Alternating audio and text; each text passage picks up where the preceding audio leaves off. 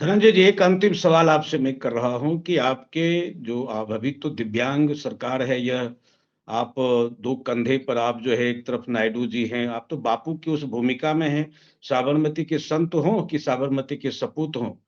तो वो ब्रह्मचर्य का प्रयोग करते थे और 2 कंधे पर लेकर के चलते थे और मोदी जी भी, लेकिन वह तो नहीं है मोदी जी के जीवन में ब्रह्मचर्य के प्रयोग का कोई माहौल नहीं है। लेकिन यह गठबंधन धर्म का कैसे निर्वाह किया जाए, तो उन्होंने दोनों कंधे पर हाथ रखा, नायडू और नीतीश के कंधे पर। ये जो वक्फ बोर्ड के सवाल हैं, जदयू में विरोध हो रहा है, नायडू के यहाँ भी सुगबुगाहट है।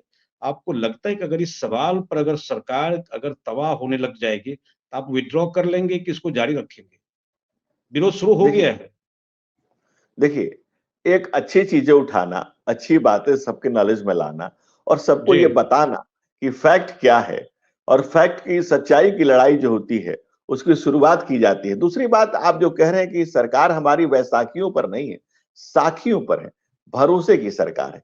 ये दुखद दिखत ये भी होता है कि 2004 में मनमोहन सिंह ने 146 के साथ सरकार बनाई थी, तो उनको स्टेबल गवर्नमेंट कहा जाता है। 2009 में उन्होंने जो 206 के साथ सर 206 सीट पर थे और हम 240 सीटों पर हैं, ऑल टाइम उन लोगों जी, से हाई हैं। फिर भी हमें कहा जाता है कि हम बैसाखियों पर हैं, बैसाखियों पर नहीं है। हम अपने विश्वस्त साखियों पर हैं, जिनके साथ हमारा लंबे से नेचुरल अलायंस है। और भाजपा का ही चरित्र है कि 2014 में हम पूर्ण बहुमत में आकर के भी साथियों के साथ थे, 2019 में थम्बिंग मेजोरिटी में भी आकर साथियों के साथ थे और 2024 में भी साथियों के साथ थे, हैं जी, और आगे भी रहेंगे। और इस देश की जी, जनता के आशीर्वाद से लगातार पहली बार नेहरू जी के बाद कोई प्रधानमंत्री आए हैं, तीसरी बार प्रधानमंत्री के तौर पे। और विषय ये नहीं है कि हम सत्ता में कितने दिन रहेंगे या नहीं रहेंगे, विषय ये है कि हम जन सरोकार में कितने दिन रहेंगे। सत्ता हमारा लक्ष्य नहीं है, सत्ता में हम कभी थे भी नहीं, हम तो लंबे समय तक विपक्ष में रहे जी, और उसकी उसकी बानगी तय की, उसके एक मानक तय किए। हम सत्ता में भी आकर उसके मानक और मूल्य तय कर रहे हैं। लेकिन मुल्क के साथ अगर कोई मुनाफत, कोई मक्कारी हो रही है, कोई गलत चीजें हो रही है, तो उसको सामने लाएंगे।